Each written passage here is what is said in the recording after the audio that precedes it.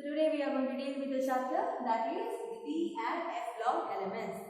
So in your last class you have learned regarding some introduction part of D and F block, and we have already started with the D block, and you know in your periodic table if you consider where this D block will present, so that comes in between of your S as well as P block, and these D block elements we are going to consider as transitional elements because of the presence of unpaired electrons in d orbital either in the neutral state or when it goes with the oxidation state. So when we will go with this elements, in the sense 3 to 12, in the sense 3 to 11 will be considered as transition elements, and the 12th one there d orbital is completely filled, so we are going to consider it as d block elements because it shows some of the similar properties when you compare with your d block elements or transitional elements. So based on that you have already studied the electronic configuration d block elements as well as the physical properties. So based on the physical properties, some of the metallic properties, okay, which goes with the d block, because you know d block elements are nothing but the metals, right? So it is having metals, so that's why it shows some of the metallic property, right? Metallic property in the sense when you go with the malleability, ductility as well as luster in nature, sonorous in nature, all those are nothing but the metallic property. And the next thing that you have studied regarding these d block elements, transitional elements, it shows high melting point or high boiling point, as well as it will be having high hardness as well as volatility. Property will be lesser. Okay, so less volatility will be seen in your transitional elements. As well as you have seen the higher atomization will take place, in the sense formation of atoms. It will be very easy, in the sense it will go with the higher energy. So when you compare with your other block elements, so d block elements will be having higher atomization as well as if you go with their atomic size. Okay, so the atomic size of it, mainly it refers to your screening effect. Okay, so screening effect in the sense when you go with the d block elements, that shows imperfect screening effect. That's why it is easy to hold the electrons by your center, in the sense by nucleus. So that's why it pulls the electrons towards itself. So the size of the metal, it will go on decreasing. Okay, so that is regarding your atomic size. And when you go with ionization enthalpy, so that also it mainly depends on the nucleus energy. Okay, so there also you need to give how much energy you are supposed to give to remove the electron from the large shell will be considered as ionization energy.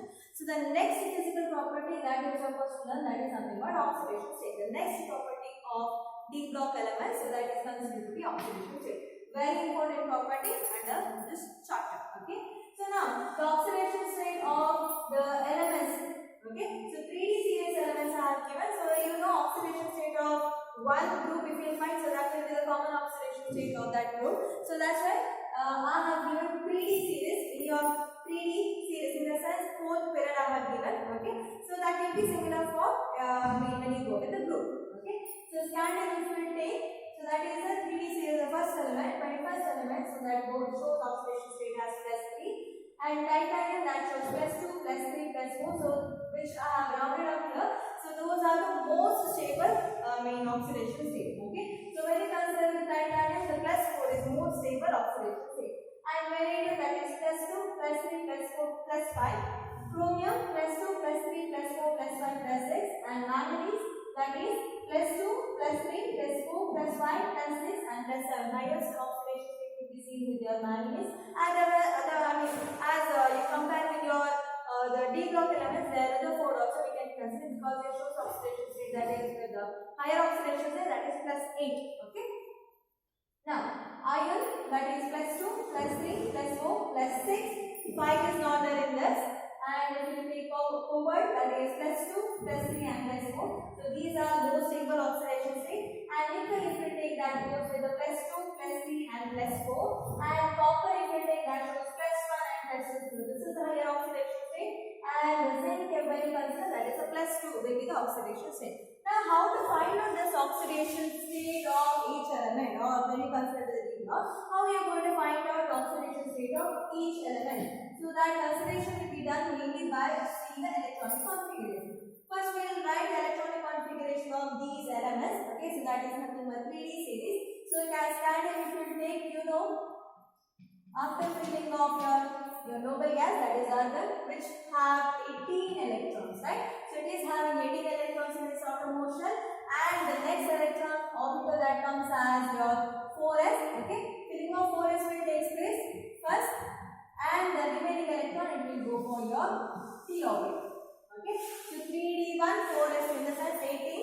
19, 20, 21. 21 is the atomic number of your scandium. So next it goes with 22.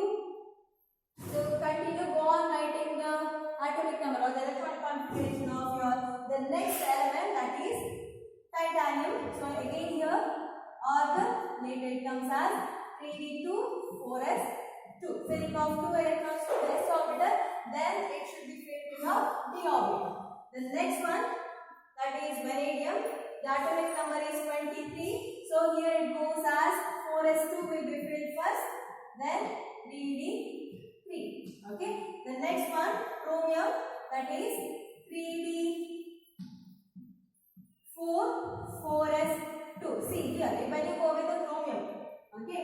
See, chromium you have seen the electronic configuration last class we have seen. So it shows a special electronic configuration on basis of what? Based on filling. So if that d orbital will have half filled or completely filled orbital, so then that the element that or the metal will get stability, more or stability. So that's why what it will do. See, now d orbital 4 electrons are there. So it needs 1 electron to become stable, in the sense to become half filled, right? So what it will do, it takes the electron from here, so that it forms as 3d5 and 4s2. Okay, so not 4s2, sorry, it is 4s1. 1 electron it has been taken from your 4s orbital. Next one is manganese. So here electronic configuration it comes as 3d5 4s2, filling of 2 electrons from here and the remaining electron to d orbital. The next one, iron. So that shows as 3d6 4s2, 2 electrons here. The next one electron will be entering into this d orbital. The next one is cobalt. So here again 3d7 4s2, and your nickel. So that shows 3d8 4s2 electrons, and copper if you take, so that shows electronic configuration as 3d9 4s2. So here also you should notice, if you will consider copper, here also same thing, d orbital 9 electrons are there. To become completely filled, in the sense to become more stable, just 1 electron. So that 1 electron will be taken by s orbital, so that it becomes 10, and here 4s1. Okay. And the next one, the last one is zinc. So there it will be having completely filled shell, that is d orbital also filled, as well as s orbital are also filled, in the sense to give extra stability. So this gives extra stability to the metal. So this is regarding the electronic configuration. So based on this we are supposed to write oxidation number. On what way we are supposed to write? You just make a point whatever I am saying now. Okay.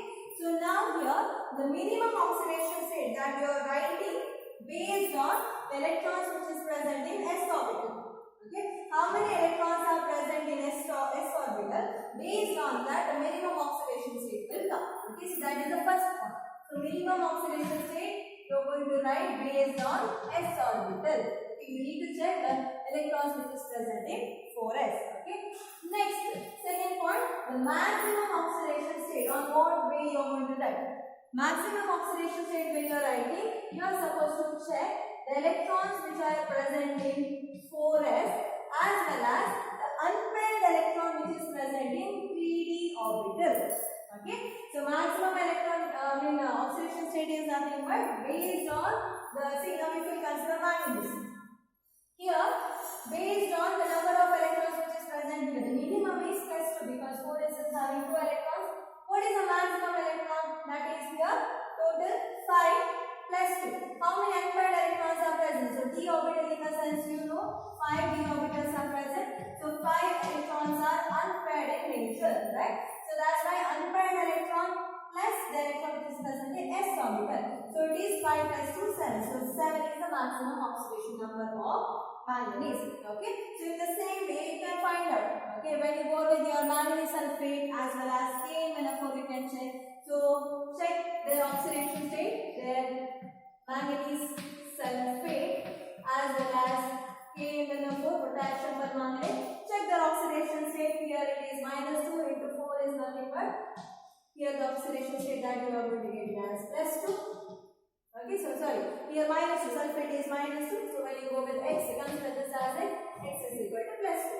When you go with here, manganese, what is oxidation state? You know K is +1, oxygen is -2,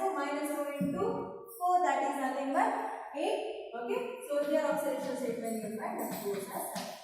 Okay, so variable oxidation state will be seen with a particular method. Okay, so that mainly depends on maximum oxidation state always depend on the electrons which is present in s orbital as well as the unpaired electrons which is present in p orbital. Okay, so now here it will go iron. The minimum oxidation state that is +2. Okay, where the electron which is present in s orbital, and here d orbital if we consider the d orbital electrons 6, 1, 2, 3, 4, 5, 6.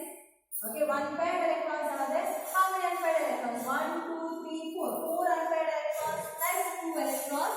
So that is 6.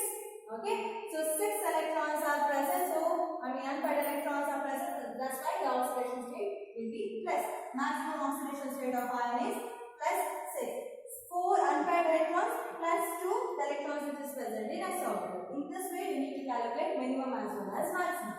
Next point that we need to remember over here, the maximum oxidation state will be seen in the middle of the series.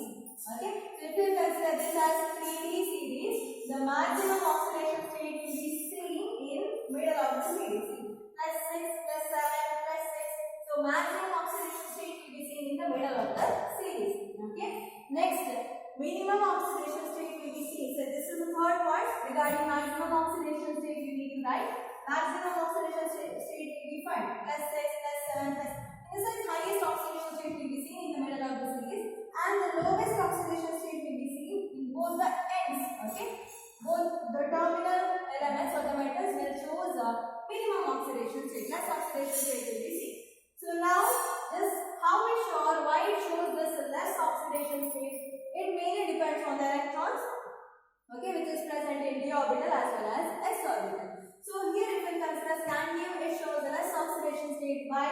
Because here the less number of electrons that is present over here, it is difficult to lose. Okay, because of presence of 2 less electrons, so it is difficult to lose electron. When you go with the zinc, here it is having filled electrons. There it is 2 less to lose electron. Here too many electrons are there. Okay, in the sense more electrons because all the electrons, all the orbitals are filled over here, right? So too many electrons are present. So that's why it is difficult to lose. Here also it is difficult to lose the electrons. So that's why it shows the minimum oxidation state or the less oxidation state. That is both the terminals. And here if you check, okay, this scandium it doesn't have variable oxidation state. Okay, it just show less oxidation state. The reason is same. 2 less electrons to lose the electrons. Okay, so that's why it doesn't show variable oxidation state. Now, when you go with other elements when you will see the common oxidation state that it is seen in all elements except your scandium. Okay, so that is nothing but +2. Okay, the common oxidation state which will be seen over here, that is +2. And these variable oxidation state is seen on what reason? Due to the presence of unpaired electron. Why this oxidation state or number of oxidation state will be seen? See other groups under which if you see sodium, if you see it shows a particular oxidation state. Always it is constant, right? So here the variability why it will be seen only under d orbital elements. The reason is because of presence of unpaired electron in d orbital. Okay, that's why variable oxidation state will be seen in your d elements. And here if you go with the difference.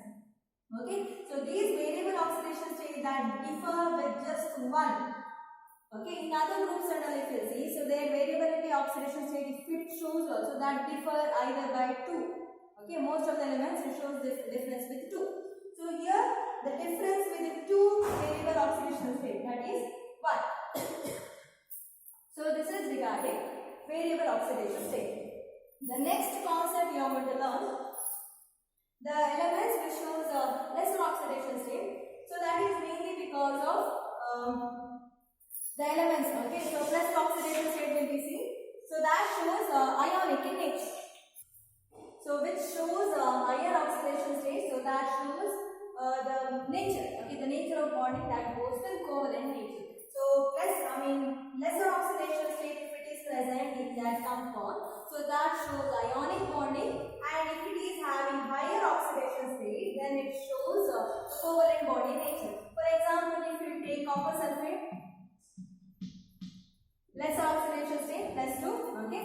When you go with iron sulfate, so there also lesser oxidation state. That's why it shows ionic bond formation. And if you go with the manganese, higher oxidation state will be fine oxidation state. In terms of X, we can find. Okay. So higher oxidation state is possible over here. That's why it shows covalent character. Okay. So this is one more point. And another point you need to remember over here, the elements which shows a higher oxidation state. Okay. So as you move down the group, so that will help to increase the stability. Okay. So as you move down the group, that will increase the stability. For example, of chromium, if you take. Okay. Chromium, where it is present, so here it is present. The oxidation state, the higher oxidation state is that is 6. Okay. So next, in the same group, if I take the next element that comes, that is molybdenum. So there also 6 is oxidation state. The next one is tungsten. So there also 6 oxidation state. Okay. Oxidation state is same, but as you move down the group, the stability will increase. So this will be having more stability than your chromium. The stability will go on increasing as you move down the group. So now what will happen? So that's why this chromium will get a lesser stability and it will act as good oxidizing agent. Okay, good oxidizing agent as well as it will form as acidic in nature. So this shows the acidic character more than your molybdenum as well as tungsten. Okay, so more acidic because of lesser stability shows more acidic as well as more oxidizing agent. Okay, so this is a good oxidizing agent when you compare it. And here you need to remember one more point. So which have a more oxidation state, in the sense higher oxidation state in which atom it is present or in which compound it is present. So that shows acidic character as well as those are good oxidizing agent. Okay, as well as which shows lower oxidation state. Okay, so lower oxidation state where it is present, so that will be like good basic in nature as well as those are good reducing agent. Okay, so lower oxidation state in the sense which compound will show lower oxidation state. Okay, for example, if I go with higher TMNO4, that shows higher oxidation state.